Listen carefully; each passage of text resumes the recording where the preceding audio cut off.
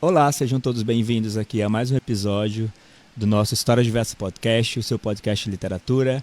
Se você é um amante de leitura como eu, ou se está começando, querendo entrar nesse universo, está no lugar certo. Eu sou Custódio e a gente está sempre aqui falando desse assunto com muito carinho para vocês, com muita informação, com um convidado sempre especial, como que eu vou apresentar para vocês daqui a pouquinho. Só que antes de apresentá-la, gostaria de convidar vocês aí a seguir a gente nas redes sociais, seguir a gente no YouTube, para toda vez que a gente solta episódio novo, vocês ficarem sabendo em primeiríssima mão aí, tá bom? Bom, nossa convidada de hoje é escritora, tradutora e pesquisadora. Tem 8 livros publicados. Seu primeiro livro, Recortes para um Álbum de Fotografia Sem Gente, 2013, foi vencedor do Prêmio Açorianos de Literatura. Amora, de 2015, foi vencedor do Prêmio Jabuti 2017 em 2 categorias, Contos e Escolha do Leitor, além de vencer os prêmios açorianos e da Associação Gaúcha de Escritores. Controle, de 2019, seu primeiro romance, entre tantos prêmios, foi vencedor do Jabuti na categoria Romances e Entretenimento. E Extinção das Abelhas, seu último romance, 2021, Prêmio Minuano de Literatura e também finalista dos prêmios São Paulo e Jabuti 2022. Traduziu inúmeras obras do inglês e do francês, entre elas Tituba, Bruxa Negra de Salem, de 2019, e O Evangelho do Novo Mundo, 2022, ambas da Maryse Condé. Entre tantas outras.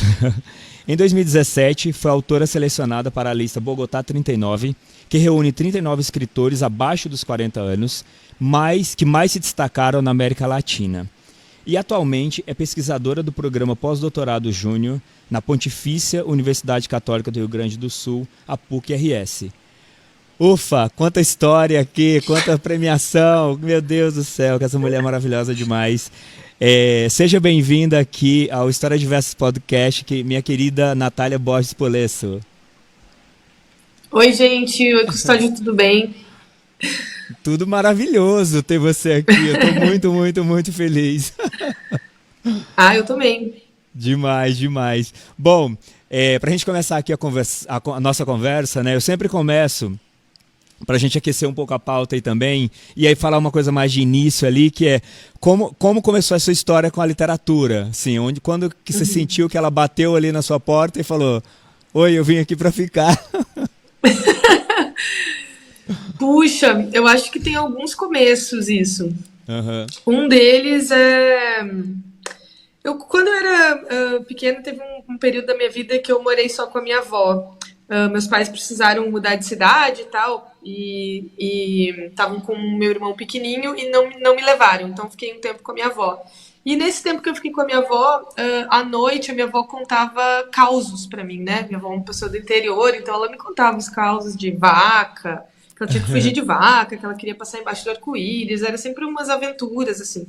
Então eu me lembro que isso foi uma coisa que me marcou muito, assim, dessa contação de história, né? Dessa contação de causos, assim. Minha avó era uma pessoa estudada, né?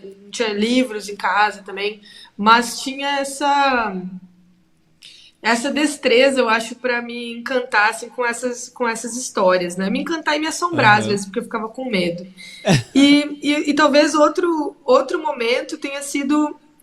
Eu sempre gostei muito de escrever, isso é engraçado, assim, talvez eu tenha gostado primeiro de escrever do que de ler. Mas teve um momento, lá em casa não tinha livros mesmo, assim, né? Mas teve um momento que eu não sei por que cargas d'água apareceu uma coletânea de poesia lá em casa e eu fiquei muito curiosa para ler o que tinha naquele livro. E tinha um poema do Drummond, que é aquele Lira do Amor Romântico, que tem uma repetição, que é atirei um limão na água, e daí sempre acontece alguma coisa. Uhum. E ao ler, né, a criança que acha que pode tudo, ao ler aquele poema, eu fiquei assim, nossa, isso é poesia, eu acho que eu também posso fazer isso, do Drummond. Acho que eu também posso fazer, né, dizer que eu tirei um limão na água. Se o Drummond fez, eu também posso fazer. Esse limão aí, muita coisa que esse limão faz, vamos escrever também.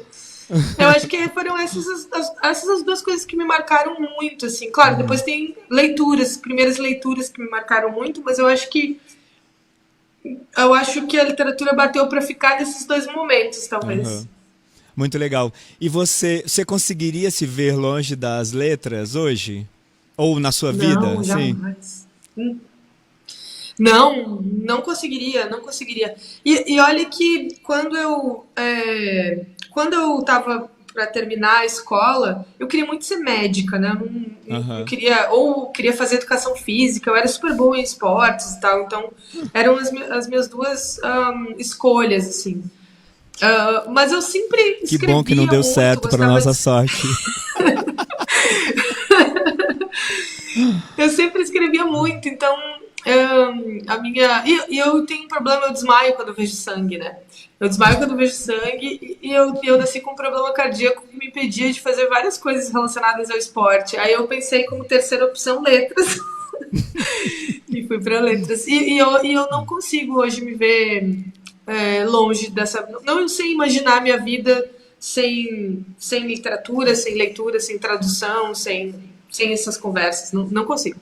Ah, demais, para nossa sorte, tá? De verdade mesmo. Que bom que foi a terceira opção que vingou, tá vendo?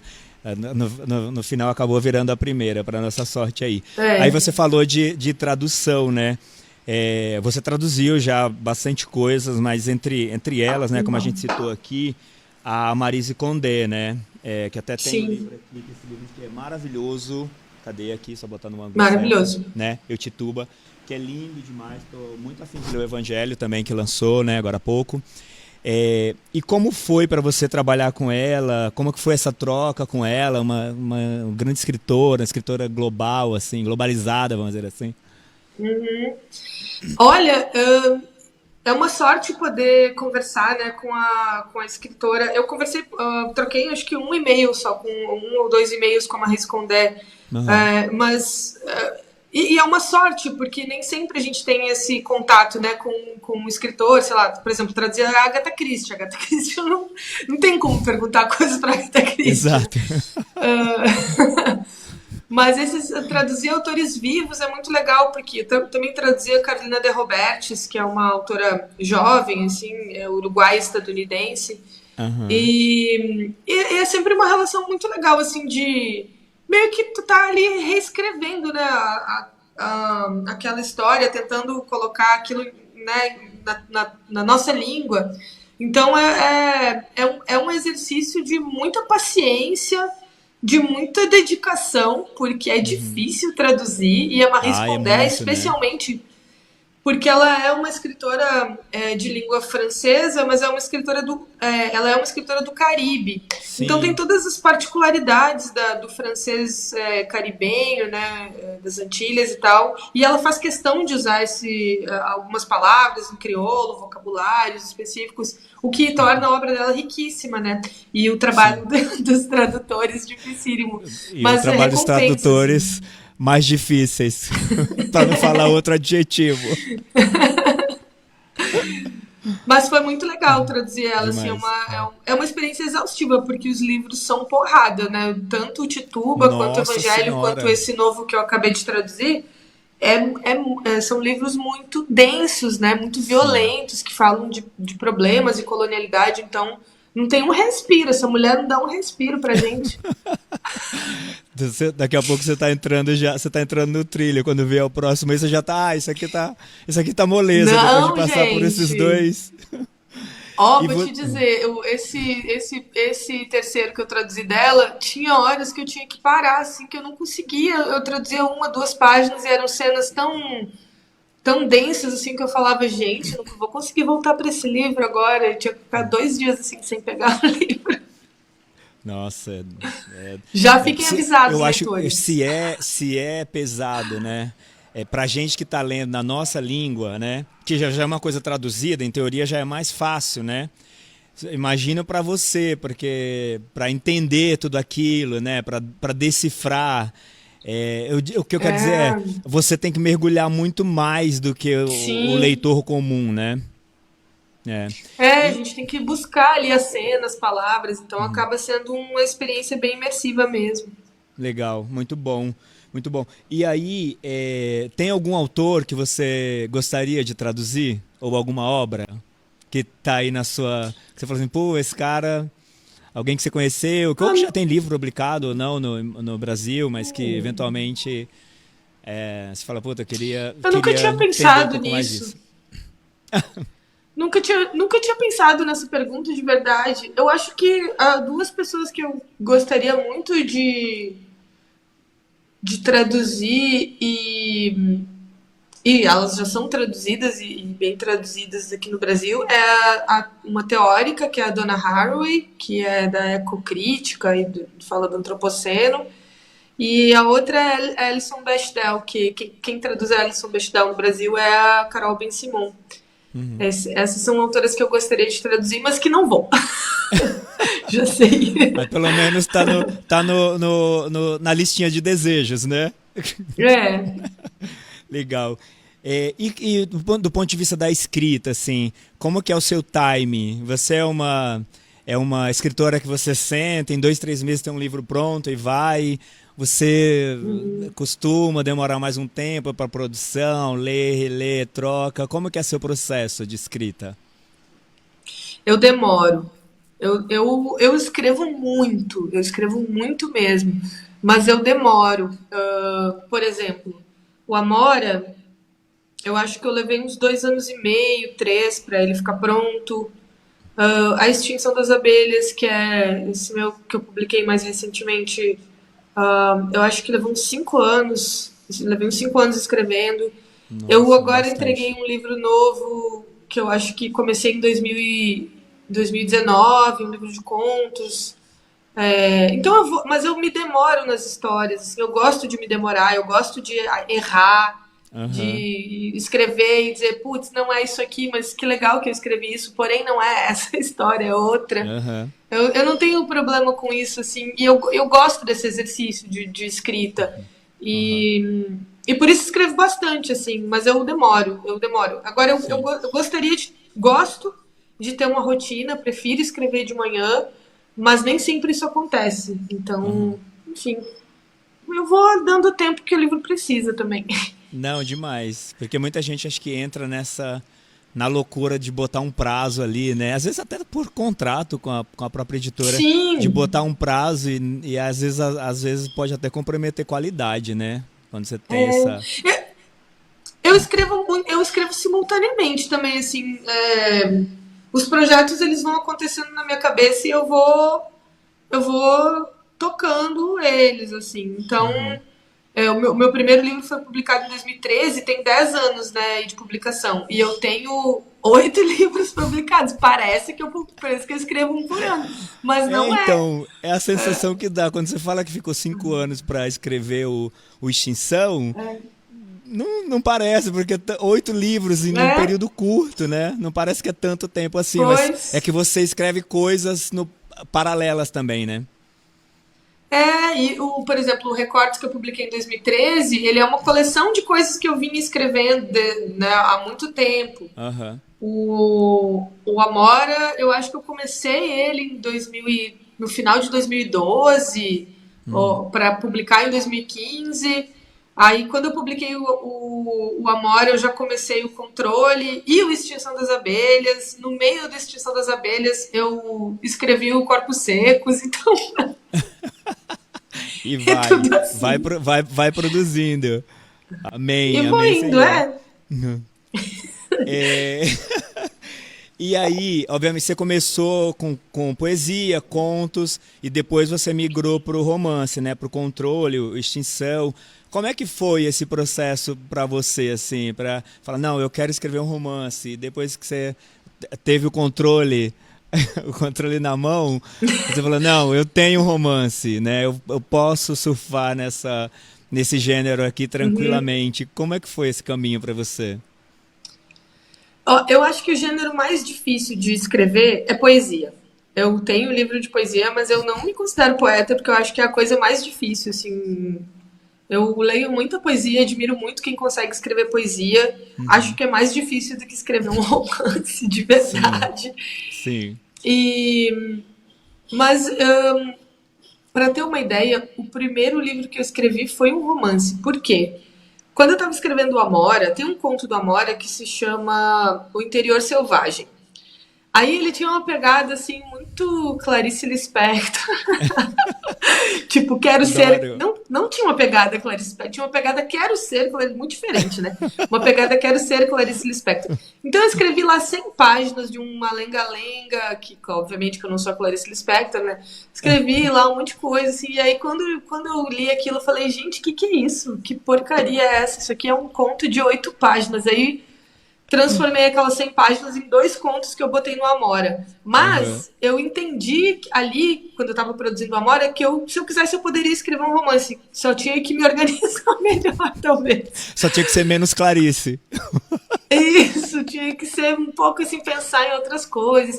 E eu acho que a coisa do conto, ela ajuda muito, porque o conto ele tem que ter uma unidade, ele tem que ter algumas ações, ele tem que pensar essas ações de um modo mais curto e pensar também, talvez, de um modo mais poético, que eu acho que os meus contos eles têm essa coisa mais da linguagem um pouco mais coloquial, corriqueira, mas também tem poesia. Eu acho que tudo isso ajuda na construção do romance, né? Então, eu não acho que seja uma questão de evolução mesmo, mas uma questão de escolha de projeto e como tudo é literatura, né? Eu acho que todas as coisas colaboram, assim, né? Porque pensar uma cena, tu pode pensar uma cena para um romance, ou uma cena para um conto, ou mesmo uma cena para um poema. Isso é pensar uma cena fundamentalmente, né? Pensar os núcleos, pensar os personagens. Tudo isso acontece né, na ficção de modo geral. Mas a questão do romance mesmo que eu acho que pega, talvez, seja essa organização desse tempo mais dilatado, né, mais estendido, Sim. de pensar tempos, personagens. Acho que essa é a diferença assim, que eu precisei um pouco me organizar melhor. Até porque é muito difícil para mim escrever linearmente, assim, tenho uma dificuldade com linearidade. E aí eu acho que isso sim pode ter sido algo né, de pensar conto e daí romance a partir. Mas senão eu acho que tudo é literatura e tudo tem Sim, a sua sem dúvida. especificidade. Sem dúvida. E tudo muito bom, com muita qualidade. Oh. Eu amei o Amora. E eu acabei de ler, acho que eu terminei ontem, de ler o Flor de Gume, não sei se você conhece, da Monique Malcher. Adoro! Que Adoro! livro espetacular! Vou É aproveitar aqui lindo! para recomendar esse livro aqui para todo mundo que está assistindo a gente. Que livro lindo, que livro É maravilhoso, lindo. né? É lindo. Eu lembro que quando eu comprei na pré-venda esse livro, porque me interessa também assim pensar autoras de outras geografias, de outros lugares, né? Eu Aham. gosto bastante. E quando o livro da Monique chegou para mim, assim que eu li aquilo, eu senti um refresco, assim, porque são imagens tão bonitas, tem coisas muito fortes ali, mas são imagens tão Muito. bonitas, assim, Uhum. enfim, tem contos muito bonitos, assim, de infância, de história de vida e a paisagem toda, né? Porque a Monique é paraense, né? Então É. tem toda uma paisagem com rio, assim, eu Uhum. gosto muito da literatura dela. Não, também Esperando gostei já o muito. novo, hein, Monique? Então, eu até encontrei com Fica- ela ontem e tô na expectativa. Segundo ela, tá escrevendo. Já temos coisas Bom novas saber. aí da Monique. Eu amei, nossa, a história como a relação dela com o pai ali o Com o tempo pai. inteiro é muito, muito maravilhoso. E quem lhe inspira hoje na escrita, ou tem lhe inspirado aí nesses 10 anos, nos últimos 10 anos aí? Eu leio muita literatura contemporânea, assim, e eu gosto muito Amo. de me inspirar nas pessoas que estão escrevendo agora comigo, assim, Aham. que eu encontro em feiras, que eu encontro em festas, que eu encontro na vida, assim, de amizade, de afetos. Tipo a Monique, quando ela ganhou o Jabuti, eu fiquei muito feliz, assim, tava muito torcendo, porque para mim foi um livro muito lindo, assim. Uhum. Ano passado eu li um livro da Jarid Arraes, O Corpo Desfeito, que eu Ah, é amei, maravilhoso assim. também, Esse maravilhoso foi um livro que demais. eu pensei que eu queria ter escrito, sabe? Porque é um livro muito forte, assim, e bonito e Sim. triste ao mesmo tempo, Não, é uma mas muito loucura bem aquele escrito. livro. Uhum. Nossa, Nossa, tu fica angustiado, tu vai com aquela personagem, tu quer ir ajudar aquela menina. É Ó, muito bom. aham. Não, e você pode ter Pode falar. certeza que ela gostaria de ter escrito alguns seus também, tá? Porque toda vez que eu falo com ela, ela fala de você e do seu trabalho. Olha, É então, isso que é impressionante. legal, essas trocas são muito legais, assim. Eu Sim. gosto muito da Verônica Stiger, leio quase tudo que ela publica, assim, gosto muito da Aham. Luciane Aparecida, acho ela maravilhosa, assim, em termos de poesia, de ficção, acho o trabalho excelente. Gosto muito da Ana Martins Marques também como poesia. Nossa, é muito É, bom, são maravilhosa. tantas, Nossa, são são tantas pessoas muitas. ótimas. São muitas, para nossa sorte, né? Eu não dou conta de tanta coisa que eu quero ler. Eu queria primeiro, só Exato, fazer a gente não isso. dá. Segundo, ter Que bom, né? 36 horas por dia para fazer isso. Meu Deus, a gente fica até ansioso. É, e aí você É. falou, obviamente, aí de mulheres maravilhosas que eu amo, que eu sou fã, que eu acompanho o trabalho e tudo. É, como que você enxerga esse momento das mulheres assim, na literatura? É, tá tudo certo? Estamos no caminho? Você acha que ainda tem uma invisibilidade aí para esse grupo do ponto de vista literário, do ponto de vista da indústria? Eu acho que tem e tem as suas especificidades, assim, né? Eu acho que a gente vem publicando, distribuindo e sendo mais lidas. Eu fiz uma pesquisa, meu pós-doutorado anterior a esse agora, que eu pesquiso questões ecológicas agora, mas meu pós-doutorado anterior, eu estava pesquisando escritoras, pessoas escritoras que se identificavam como lésbicas ou pessoas não binárias, né? Que daí tem toda uma nomenclatura, né? Mas pensando nesse espectro de lésbicas, bissexuais, pessoas não binárias, né? E existiu uma lacuna muito grande. E a partir de 2015, com várias questões, por exemplo, a hashtag Leia Mulheres, né, que surgiu em 2014, né, Read Women, mas que em Aham. 2015 chega no Brasil fundando um monte de grupos, né, de clubes de leitura. Isso acaba criando uma demanda e acaba criando uma, um desejo também, né, de conhecer essas autoras, o modo como a gente passou a se relacionar com as redes sociais e especialmente com o Instagram, como ele vira também uma plataforma de divulgação das obras. Sim. A Amazon, que bem ou mal acaba também trazendo muita gente que se autopublica e que dá um. Apesar de. É complexa a questão da Amazon, porque apesar dela ser horrível para as pequenas livrarias, ela ao mesmo tempo também é meio que o marketplace dela Aham.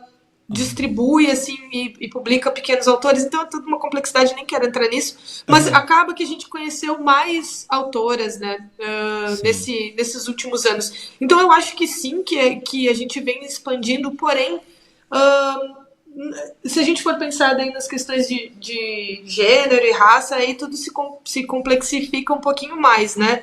A gente pensar quantas mulheres negras a gente lê, ou quantas pessoas não binárias a gente lê, ou quantas mulheres sapatões ou lésbicas a gente lê, tudo vai se complexizando e não é uma questão só de número, né, de pensar isso em termos de número, é uma questão de pensar a diversidade na literatura mesmo, que eu acho importante, e aí eu acho que ainda falta. Eu encontrei a Cidinha da Silva, que também é uma escritora de quem eu gosto muito, Sim, eu no ano também. passado, e ela me trouxe uma questão, né, que, claro, no Jabuti, a gente teve, na final do Jabuti do ano passado, mulheres, né, 5 É, mulheres, né, exato. na final. Sim. Mulheres Só e eu, mulheres, né? uma Cinco pessoa. mulheres, né? Uma pessoa não binária aqui, vamos fazer essa ressalva. Mas é recente isso, então Maravilhoso. também toda uma discussão. E isso é muito importante, porque ela falou, trouxe uma questão assim sobre isso, sobre quem chega no final dos prêmios, né? Quem é premiado, como isso é visto, porque isso significa dizer que a leitura ainda é pensada de um jeito, né? A gente ainda pensa o que é universal, o que são os sentimentos que todo mundo pretensamente se identificaria, né? E por que isso ainda não é um papel ou ainda não é tomado como uma possibilidade plena para mulheres e para mulheres se a gente pensar em várias categorias de mulheres, né? Então acho que pensando Assim, mudou muito, mas ainda falta bastante. Mas ainda falta. Mas acho que a gente tá num bom caminho aí. Tenho visto Eu acho que muito sem mais dúvida a gente gente lendo está no bom mulheres, tenho caminho. visto muito mais mulheres nas Nas livrarias, nas cenas. gôndolas Ah, principais, sim. especialmente. Então, todas que a gente citou aqui, graças a Deus, é difícil a livraria que eu entro para não estar nas gôndolas centrais. E isso é E bem aí, importante também pensar. Desculpa, Gustavo. não, imagina, por favor. E não, isso é importante também de pensar, porque a gente pensa na livraria como sendo só um lugar, né? Mas tem lá uma livreira, às vezes, né? Que vai pensar isso, que vai botar essas mulheres lá, né? Então também é interessante pensar dessa forma. Sim, sem E é dúvida. real mesmo. Sim, sem dúvida. E é muito importante essas pessoas também terem essa consciência, né? Porque isso Uhum. alimenta a indústria como um todo, né? E aí você citou aí as oficinas, né? Eu tenho acompanhado assim bastante, né? Bastante oficinas, muita gente. Eu tenho participado de algumas, não com o intuito efetivamente de escrever, apesar de ter uma pontinha ali querendo escrever alguma coisa, mas porque eu aprendo muito com as oficinas, né? Com Sim. quem está estudando, com quem está dando oficina e tudo. Eu tenho aprendido muito nesses espaços.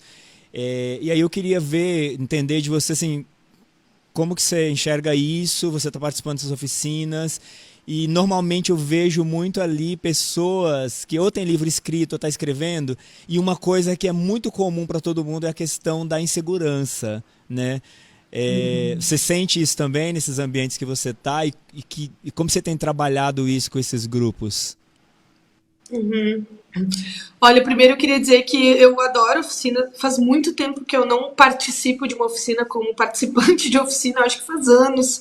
Aham. E talvez a última oficina que eu fiz agora recentemente, talvez tenha sido uma da Verônica Stiger, bem no início da pandemia, que foi maravilhosa. Eu gosto muito porque sempre traz um refresco assim. E para mim organizar oficinas, dar as oficinas também, que aí eu faço com mais frequência, também é um momento para mim de pensar diversas coisas, né? De diversas coisas de caminhos de escrita e tal. E as minhas oficinas sempre trago, às vezes, sempre não, mas tento trazer alguns questionamentos teóricos até para a gente pensar o mundo, porque vejo sim muita gente insegura, eu vejo muita gente também desejosa, né? Desejosa e insegura, ou desejosa de escritas, assim. E o que a oficina nos propõe, né? Ou nos propicia, é esse momento de encontro e de troca, né? Aham. Porque não é tão comum a gente ter esse momento de troca quando a gente está escrevendo um livro, né? Então eu acho Verdade. que o melhor da oficina é isso. É tu poder ler ali o teu pedaço de texto, o teu trecho, e botar ele em diálogo, né? Só que para isso a gente precisa entender que a gente vai se colocar numa posição de vulnerabilidade, que a gente vai receber críticas, porque nem todo mundo vai gostar, ou as pessoas vão se identificar de forma diferente. Eu Aham. sempre tento também fazer as pessoas pensarem no modo de falar, né? Como é que a gente vai se expressar? Como é que a gente vai falar para as pessoas que a gente gostou, não gostou, ou por que que gostou, por que que não gostou? Como é que a gente vai falar sobre as imagens? Porque aí todo mundo ganha, né? Se a gente partir do princípio que a gente tem que estar ali para falar de uma construção, né, de uma construção de imagem, de uma construção de personagem, de uma construção de história, eu acho que todo mundo acaba ganhando com a crítica ou com o elogio, assim. E nas minhas oficinas tem funcionado muito bem. E eu sempre sinto que eu saio muito alimentada, né? Eu mesmo Uhum. sendo, às vezes, estando de organizadora da oficina, me sinto muito alimentada ali com tudo que as pessoas trazem, assim, dos seus Aham. questionamentos, né? Eu acho que talvez isso que role mais, assim, as pessoas trazendo suas dúvidas e suas questões, assim, Uhum. sobre o porquê elas querem escrever aquela história, ou o Sim. que aquilo é, por que aquilo é importante. Aham. Ah, eu acho demais, assim. Não, sem dúvida. E muitas vezes é uma questão que ela é menos social, né? Eu quero dizer, a questão da insegurança, eventualmente, pode passar por, independente de classe social daquela pessoa, né? É inseguro, Sim, E esses grupos acho que ajudam sim. bastante a trabalhar nesse aspecto, né? Porque muitas vezes até a própria pessoa que está dando a oficina fala, cara, muitas vezes eu também me sinto inseguro. E isso dá segurança para quem está do outro lado. Tipo, cara, Todo tá mundo tudo se sente certo. seguro. Né? E a gente... Bom, você é uma escritora super, super, super premiada, né? A gente repetiu aqui, enquanto eu estava falando da sua bio, muitos prêmios, de várias vezes o Jabuti, um trabalho que ganhou em 2 categorias num ano. Então, super, super premiada. Eu queria entender de você assim, qual a importância dos prêmios para você, quanto você valoriza isso, e se tem algum prêmio que você almeja ganhar, que você não ganhou ainda. Você fala, eu queria isso na minha estante. Puxa! Então, tem uma piada que o Samir Machado de Machado fez comigo, que eu tenho 3 jabutis. Aí ele falou que eu preciso de um 4º jabuti para nomear eles Donatello, Michelangelo, Leonardo e Rafael. Maravilhoso. Tartarugas ninjas. Eu acho que assim, ó. Já pode pedir música no Fantástico já. Eu acho que os prêmios, eles são importantes pra gente que tá nessa carreira, assim, porque o prêmio, ou tá na final de um prêmio, né? É claro que eles não dizem de tudo, né? Eles não dizem de tudo porque também é contextual, os jurados têm o seu gosto, né? Claro que os jurados entendem as tendências, vão fazer um juízo de valoração de acordo com critérios, né? Que o concurso estabelece. Eu fui jurada do Sesc agora, né, do Prêmio Sesc no ano passado. Então, existem critérios, mas existe também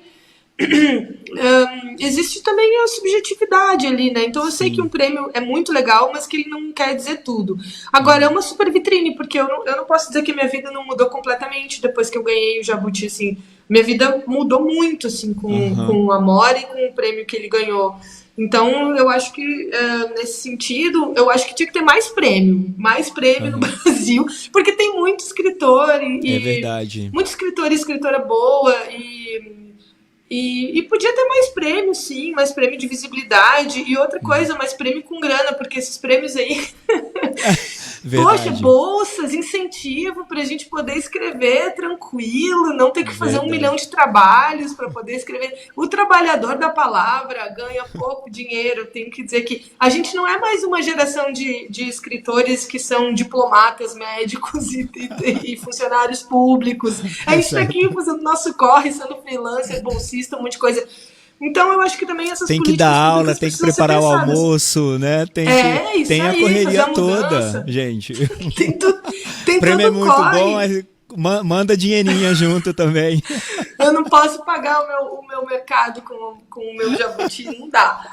Mas o que eu gostaria de ganhar, então, pensando nesse sentido, talvez seja o Prêmio São Paulo, porque o Prêmio São Paulo é um prêmio que tem uma grana bem boa, assim, e é um prêmio super reconhecido, assim, que eu fui finalista agora. Eu fui finalista com Controle e com Extinção das Abelhas, que são os meus 2 romances. Mas não ganhei.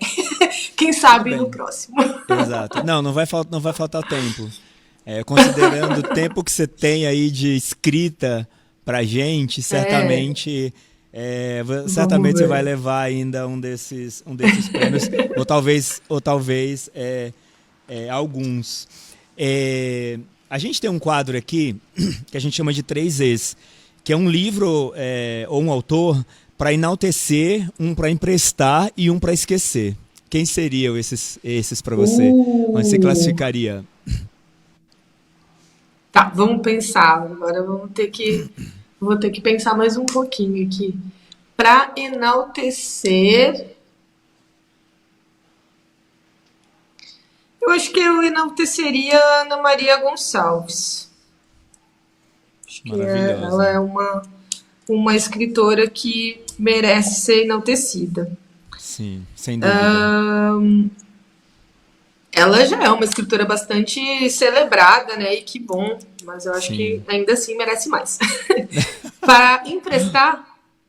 Para emprestar. Eu emprestaria o que eu tenho da Carola Saavedra. Eu gosto muito do que ela escreve. Especialmente, tem um livro de ensaio que ela publicou, tem acho que 1 ano ou 2, que se chama O Mundo Desdobrável, Ensaios para Depois do Fim, que eu acho que todo mundo deveria ler esse livro. Então, por quem me pede, eu emprestaria. E para Boa. esquecer, gente, poxa, será que eu já esqueci até? Enquanto você tá falando aí, eu tô anotando aqui, tá? Suas dicas. Tá. Que ela não tinha lido ainda, então eu já fiquei Gente. mega curioso de conhecer aqui o trabalho Ah, dela. não, a Carol é maravilhosa, maravilhosa. Nossa, Tem esse. Das ficções, eu te aconselho a começar com Armas Sonolentas. Porque se tu for tá. procurar o mais recente, talvez fique um pouco confuso. Tá, Mas com entendi. Armas Não, já Sonolentas, acho. anotadíssimo aqui já. E, Ela gente, para e o livro. esquecer. Puxa. É sempre difícil. Não, porque talvez já tenha esquecido, inclusive, né? Isso aí deve ter. Todo mundo deve falar isso, né? Pra esquecer. Deixa eu Pode ser um pensar. autor também, eventualmente, que você falar. Pra mim Eu tô não tentando faz muita pensar diferença. assim.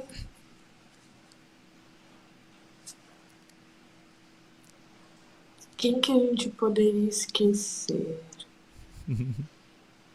Ah, talvez eu seja polêmica agora. Eu vou falar um autor que eu não sei nem pronunciar o nome. É. Eu acho que é Karl Knausgaard. Ah, Ele escreveu uma trilogia. é o norueguês. Exatamente. É o Ove Kausgarden, é parecido com isso. Eu também não sei o sobrenome exato, mas É, é Ove Kausgarden, alguma coisa assim. Karl Knausgaard. Não Sim, sei, não eu sei. li um livro Então, dele. Eu vamos acho que é já em nome do pai, do o primeiro pai. livro dele, porque ele tem Eu também li. uma sequência de livros, acho que de 8 volumes. Ah, você leu esse também? Eu li, Tem um que é deixa eu sobre ver, eu não escrita, lembro. não é? Acho que é o quinto ou o sexto, que é Eu, um livro bem grande. É sobre como escrever, inclusive. será? Você não se Tô conectou brincando. com ele, é isso? Não, não me conectei. Eu lembro que. Por que foi um sofrimento? Porque a gente estava estudando ele no doutorado, assim, em algum momento, em alguma matéria, eu tive que ler esse cara. E aí eu fiquei assim, meu Deus, que livro péssimo, que chato. Mas eu sei que isso é polêmico, porque tem um monte de gente que gosta muito dele, Sim, assim, né? sim. Ele é bastante celebrado também. Mas eu acho que podemos já ir adiante. Pula. Podemos pular. Podemos esquecê-lo. Podemos esquecer. Eu queria falar um pouquinho do Controle, né? Que foi seu primeiro romance. Que conta a história da Maria Fernanda, né? Uma menina que desenvolve epilepsia e tudo, que eu achei brilhante, assim, e a forma como você contou, nesse lugar de fala dessa menina, achei muito, muito interessante. E adorei também que o livro chama Controle, e o primeiro capítulo chama Desordem. Ele é para Sim. falar que a gente não controla nada. Já começa por aí, que ela já começa caindo, né? Ela já começa caindo e já tá tudo bagunçado. Então, esse livro ele é todo costurado assim com tem o nome de um filme que fala sobre a vida do Ian Curtis, né, do vocalista do Joy Division, que depois vira New Order. E ele é todo costurado, né, com músicas do New Order. A capa é uma homenagem ao Power, Corruptions and Lies, que é um álbum do New Order, que inclusive Que é fez linda, 40 anos esse inclusive. álbum, né? É É, linda esse álbum essa fez capa. 40 anos agora, faz aí, acho que foi essa semana. E aí a capa é uma rima, né, desse álbum. Mas o livro ele é justamente sobre. Eu sempre quero escrever sempre quero escrever com questões de sexualidade, mas com as suas complexidades, né? Então, aí no caso da Maria Fernanda, a vida dela tava uma bagunça, né? Uma desordem, porque além de descobrir a epilepsia, ela descobre que tá apaixonada pela melhor amiga, Pela né? amiga. Ela descobre sua sexualidade, ela descobre uma doença, então ela é esse corpo, esse ser humano que está em descompasso, né? Ela está sempre num descompasso com os amigos, com a escola, com a família, com a sociedade, com os namoradinhos, com as namoradinhas. E mesmo assim ela está vivendo, né? Isso é válido também, né? Esse Aham. tempo dela também é válido. E aí o livro todo é sobre isso, é sobre a validade desse desejo de vida que ela sente, né? O livro é muito sobre a vida, sobre querer viver e ter um outro tempo, né? Ter um outro tempo de viver as coisas em função de N problemas ou N questões, né? No caso dela é uma doença e, e a sua autodescoberta, né, nesse Sim. tempo particular. Sim, não, é muito, muito bacana. E aquela solidão dela, né, de querer se encontrar, a questão Sim. em casa com a família. E aí tem um trecho aqui que que existe no livro, que ele fala assim, que a fala dela, que ela fala assim, eu era um personagem e tive que criá-lo para me sentir bem, para me defender da crueldade dos outros. E Uhum. isso está muito no nosso cotidiano para pessoas que estão vivendo essa condição, né? Seja as duas que você comentou aí, e ainda mais quando se tem as duas Uhum. coisas combinadas, né? Sim, a Maria, essa é uma grande questão do livro, talvez porque a Maria Fernanda ela é vista pelos outros como aquela doença, né? Ou como a mina do Trimilico, né? Eles chamam ela assim. E aí ela não tem nem espaço para falar das outras coisas dela, né? Para falar dos seus sentimentos, porque ela tá tão as pessoas não perguntam para ela, né? A única pessoa que pergunta, inclusive, é a Joana, né? Que pergunta as coisas para ela com todas as letras, porque as pessoas ficam com medo de avançar, de perguntar. Geralmente, essa questão de pessoas doentes, assim, me toca muito. Talvez porque Uhum. eu tenha, talvez porque eu tenha sido sempre uma pessoa que teve alguma questão de saúde muito proeminente, assim. Então, esse é um tema que me toca muito desenvolver e pensar sobre e querer compartilhar. E sabe que aconteceu uma coisa muito legal Custódio, com esse livro, que é muitas pessoas que têm epilepsia vieram falar comigo sobre, sabe? Tipo, Ah, eu falar ia te perguntar sobre. isso, como que foi o Uhum. retorno, né?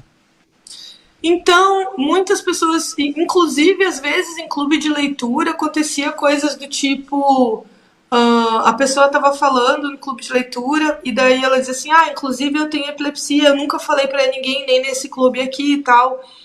E aí todo mundo ficava surpreso, né, ao saber e tal. Então as pessoas se sentiram identificadas. Isso para mim foi muito legal, porque eu Uhum. nunca quis escrever uma personagem epilética. Eu quis escrever a Maria Fernanda. E a Maria Fernanda tendo todas as suas questões, sendo uma delas Aham. a epilepsia. Então foi bem legal, tanto é que eu tive bastante cuidado, assim, porque é ela que narra, né? Bastante cuidado com a Isso. linguagem, bastante cuidado para não deixar nada exótico ou mistificado, né? Aham. Porque isso seria bastante ruim, né? Enfim. Sim. E eu acho que funcionou bem e as pessoas me voltaram assim com bons retornos sobre esse livro. Fiquei bem contente com isso. Que bom, que bom. Foi a sensação que eu tive, assim, quando eu tava lendo. Tipo, cara, quanta gente que deve estar lendo essa história deve estar se identificando e o quanto que essa história está conseguindo ajudar, né, algumas pessoas. Eu ia te perguntar isso, que bom que você já adiantou aí. E o Extinção das Abelhas, que é maravilhoso. Ah, eu amo demais esse livro, sério. Muito, muito, muito. E aí, eu queria te perguntar, genial demais, porque o título dele é um título muito provocativo, né? Não tem quem olhe esse livro com esse título que não fala, cara, eu preciso minimamente Saber. saber o que se trata isso aqui. E aí eu queria entender de você de onde surgiu o título e em que tempo surgiu. Se ele surgiu antes da escrita, se ele surgiu durante, ou se ele surgiu depois. Como é que foi isso? E dele, assim, especificamente. Como que você chegou nele, assim? Nossa, esse livro aí foi tão errático, porque primeiro eu estava escrevendo a história da Guadalupe. Aí Aham. depois eu parei. Aí depois eu comecei a escrever a história da Regina. Aí eu pensei, não, na verdade é a história das duas, eu preciso escrever as duas. E aí, Uhum. porque a Regina e a Guadalupe são mãe e filhas, né, pra quem tá Sim. ouvindo aí, não tá sabendo. E eu queria muito, a partir de 2016, eu acho que muitas coisas aconteceram no Brasil e tal, Uhum. politicamente, e eu comecei a coletar bastante notícias ecológicas, assim, sobre a aprovação de agrotóxicos, de veneno. A gente teve um número absurdo, assim, de sei lá, por ano, era 2.000 ou alguma coisa assim, num período curto, assim, venenos, né, agrotóxicos aprovados, né, para uso no Brasil. Uhum. E junto com isso começou a vir um monte de notícia de mortes de insetos, né, grandes mortes massivas de abelhas e tal. E isso começou a me encucar, assim, e começou a dar o contexto, né, do livro para mim, porque eu tinha uma ideia de fim do mundo, né, ou de fim de um mundo, né, não digo fim do mundo, mas fim de um mundo que eu queria escrever, e aí isso, acho que lá pela metade do livro, é que essa ideia de colapso que tomou conta, assim, do contexto mesmo, né, da paisagem e da ideia central do livro, para estar ao redor das personagens, eu acho que foi lá pela metade da escrita. E nesse livro tem uma coisa que se chama colapsômetro, né, que é esse instrumento que é usado para criar sanções assim, nas regiões, nos países, e esse colapsômetro mede índices, né, e um dos índices eu coloquei como sendo a morte das abelhas, né, a extinção das abelhas. Uhum. O nome veio daí, assim, veio de ser um dos índices desse colapsômetro e como essas sanções, esse fechamento, né, de áreas aconteceria nessa realidade especulativa do livro, assim, foi daí que veio. Não, demais. E primeiro que o título chama muito atenção, né? Aí você abre a primeira frase do livro, fala assim: as pessoas vão embora e isso é uma realidade. Não tem quem não queira ler esse livro, tá? Depois dessas duas coisas. E aí eu queria te perguntar sobre essa primeira frase, assim, você sentou e ela veio, ela sempre foi a primeira frase do livro, sempre foi ela, ou isso se reconstruiu durante os 5 anos que você escreveu o livro? Isso se reconstruiu bastante, especialmente essa primeira parte do livro, porque ela é toda costurada, né? Os títulos têm uma costura com a última palavra de cada capítulo falta e ela é jogada para o título seguinte. Eu achei genial isso. Obrigada, Genial. obrigada. Genial, Deu sério. um trabalho. Eu imagino, mas Isso ficou. deu um trabalho. Nossa senhora. É Que porque, delícia. pensa, essa primeira parte, ela acontece, ela tem duas histórias, né, a da Guadalupe e a da Regina, sendo que a da Regina não é cronológica. Eu pensei, cara, eu preciso arranjar um jeito das pessoas lerem, seguirem nesse livro, independentemente da cronologia e do foco, assim, né, em quem que tá focando, né, em quem a narrativa tá focando. E aí pensei que talvez entrar com pensar em alguma estratégia de poesia, de ritmo, funcionasse melhor. Aí, ó, viu como as coisas se conectam? E aí eu fiz dessa forma. Mas esse primeiro capítulo, ele também, eu acho que veio lá pela metade, assim. Uhum. E ele é mesmo para contar já, para estabelecer aonde que a Regina tá. A Regina tá vivendo uma solidão também, né? Ela tá, apesar de estar cercada de pessoas ainda, né? Tem essa, em algum momento as pessoas vão embora, né? De algum modo. Sim, sem dúvida. Nesse colapso. Ou às vezes até a gente também vai embora algumas vezes, né? A gente vai embora, muda. Você tocou num ponto aí bom, que é a coisa da solidão, né? Que acho que tá muito presente no controle, tá muito presente aqui no Extinção. E aí, né, essa Regina, né, que perdeu até mesmo que nunca teve, né? Esse é seu tema central? Diz que sim. Ai, Gustavo, eu não sei, eu acho que pode ser até. Eu tenho essas personagens que são tão meio nesse lugar, assim, né, elas são meio cínicas, meio apáticas, elas meio que vão sendo carregadas pelas outras personagens ou carregadas pelas circunstâncias, assim. Mas eu acho que também são personagens que se movimentam no mundo de acordo com as necessidades que elas têm, e elas demoram para entender essas necessidades. Eu acho que talvez isso seja um pouco essa ideia de solidão, assim, de demorar para ter confiança em si, confiança nos outros, né? De demorar para entender o mundo, para entender as coisas que estão acontecendo, de demorar para entender os afetos, porque em alguma hora elas se sentem conectadas, né? Em alguma hora elas sentem essa conexão, elas sentem esse afeto, mas sempre tem essa demora de relação, assim, que eu acho que tem uma coisa estranha nas minhas personagens, que elas são sempre assim. E eu sou o oposto disso. Mas é maravilhoso. Eu sou totalmente o oposto disso. É maravilhoso. Ó, gente, então tá aqui o Extinção das Abelhas, que é incrível, assim, um livro maravilhoso. Então, para todo mundo que tá aí assistindo, ouvindo a gente, mega recomendo. Ó, o nosso papo tá chegando aqui ao final.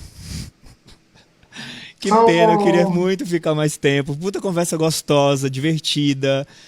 Obrigado aí, tá? Demais mesmo pelo papo. Eu queria te fazer 2 perguntas só pra gente finalizar aqui. Olha o tom, vamos ver. A primeira dela é que no Extinção, né, você fala que é preciso ter desprendimento e fé para imaginar futuros. Eu achei maravilhoso isso. E eu queria te perguntar, você se desprende de quê para imaginar seu futuro? Nossa, de muita coisa. De muita coisa. Tem que se desprender de muita coisa pra gente imaginar o futuro. Mas eu acho que principalmente esse desprendimento, ele é um desprendimento mundano, eu acho, né? Um desprendimento de um sistema, um desprendimento de um modo de vida que a gente não escolhe, que a gente é obrigado a viver. E que às vezes a gente esquece... por estar sempre, e aí falando bem, assim, sempre trabalhando, sempre no corre, sempre tentando fazer as nossas coisas para ter dinheiro, para poder viver. Aí às vezes a gente é impedido, não é nem a gente não pode, a gente é impedido de viver outras coisas, assim, em termos de amor, de afeto, de alegrias. Sim. Porque a gente às vezes está preocupado demais em se manter. E uma certa precariedade, assim, de situação de vida mesmo. E olha que eu acho que estou falando de uma posição de relativo conforto, pensando na média geral, assim, da sociedade. Minha vida não foi sempre assim, mas hoje está um pouco melhor. Mas eu acho que é esse desprendimento, assim, que a gente tem que ter para pensar, de pensar no outro, né? De pensar na nossa vida coletivamente. Como que a gente vai imaginar um futuro coletivo, né? Como que a gente vai imaginar esses afetos coletivos com tanta desigualdade, com tanta coisa, né? Acho que esse é o desprendimento, assim. Maravilhoso. Adorei. Como que a gente se desprende um pouco das coisas materiais para se prender, né? Mais nesse outro lugar que você citou aí, né? Das relações, do amor, né? Desse lugar que é muito mais mágico. E eu acho que do ponto de vista humano, talvez seja o único que faça sentido pra gente, né? Os outros a gente criou para sobreviver, né? Pois é, eu acho que a gente nem criou, a gente foi jogado aqui, né? Na verdade, criaram pra gente. Tipo, eu não criei nada, querido. Essa porcaria. Eu só queria estar de boa. Verdade. É um pouco isso, assim. Bom, e aí, só pra gente fechar, você falou que tá escrevendo, né? Tá para lançar mais um livro de contos aí. Quando que sai pra gente já ficar atento aqui? Já tem uma data ou você tá em processo de finalização, criação dele? Então, tem 2. Olha, eu demoro 5 anos para escrever um livro, mas é que nesses 5 anos eu escrevi 5 livros. Não. Paralelamente, entendeu? Esse eu escrevi mais rápido. É uma novelinha que sai pela Dublinense, talvez no fim do ano, eu não tenho certeza. Mas ele é bem curtinho e ele é tipo meio jovem adulto, assim, então ele é mais curtinho. E é um livro que eu já meio que vinha pensando nele, mas esse sim eu escrevi mais rápido mesmo. Que é Memórias de Infância, assim, vai se chamar Foi um Péssimo Dia. E aí tem um péssimo dia pro meu pai, um péssimo dia pra minha mãe. Mas é um livro engraçado de memórias de infância. Assim, engraçado, melancólico. E o outro livro sai o ano que vem pela companhia, aí volto para os contos, acho que faz tempo que eu não escrevia conto, assim. Então Legal. foi bem gostoso voltar, são contos que eu estava escrevendo e guardando. Acho que talvez o mais antigo deles seja de 2018 ou 2019. E aí sempre aquela coisa, né? Ele, ele é um livro. Eu queria escrever alguma coisa mais. Estava cansado um pouco de distopia, estava querendo escrever alguma coisa mais relacionada ao mundo dos sentimentos, a navegar sentimentos estranhos e tal, ou Ah, pensar assim, na primeira vez que a gente se depara com algum sentimento complexo, assim, como é que a gente passa por ele. Então, uhum. esse é o próximo livro de contos que sai só ano que vem, mas não tem data ainda. Eu acho que no primeiro trimestre, talvez. Ah, que bom, que ótimo. Vamos estar Estamos na expectativa aí já, tá? Eu Bom, também. queria demais te agradecer aqui, tá? Eu adorei o papo, foi super gostoso. Várias referências Também. maravilhosas que você trouxe aí para quem está nos assistindo, para mim, inclusive. Já notei algumas coisas aqui. Então, super obrigado. Obrigado aí pela sua atenção, pela sua generosidade nesse tempo aí que a gente está conversando para fazer o papo aqui. Eu sei que você tem uma agenda aí também super corrida com tudo que você está produzindo e tudo. Então, eu agradeço demais, demais e queria falar que eu sou muito fã do seu trabalho. Parabéns. Que bom Obrigada. que temos Natália nessa faixa de vida que a gente ainda vai ouvir falar muito dela e vai ler muita coisa dela, se Deus quiser. Então, super, super, super, super obrigado aí por você estar aqui com a gente, tá? Demais, assim, tô muito, muito feliz de ter você aqui com a gente. Gente, obrigada pelo convite. Bater papo assim é sempre legal. A gente ser convidado para falar do nosso trabalho é sempre muito importante. Então, muito, muito obrigada pelo convite. E espero que vocês gostem, que vocês tenham gostado também do programa e do bate-papo. E ficamos aí, né, esperando os próximos episódios. Sem dúvida, mas certamente esse vai ser especial, certamente. Tá sendo, né? Foi, tá sendo, vai ser. Então, super, super obrigado aí mais uma vez, tá bom? E você que curtiu aqui o episódio com a gente, não deixa de seguir a gente aí nas redes sociais, no YouTube, no Spotify, em todas as redes, né? Que a gente está sempre aqui, né, produzindo materiais com muito carinho para vocês e vocês assinando aí o canal toda vez que a gente solta episódios maravilhosos, né? By the way, com base nesse que a gente acabou de fazer, que vocês acabaram de assistir aí, vocês ficam sabendo aí em primeiríssima mão. Então, super obrigado por estarem aqui com a gente, obrigado por nos assistir mais uma vez, nos ouvir aí mais uma vez, e podem ter certeza que em breve a gente vai ter outros conteúdos aí para vocês, tá bom? Um beijo grande, fiquem com Deus e a gente se vê aí no próximo episódio. Um beijo.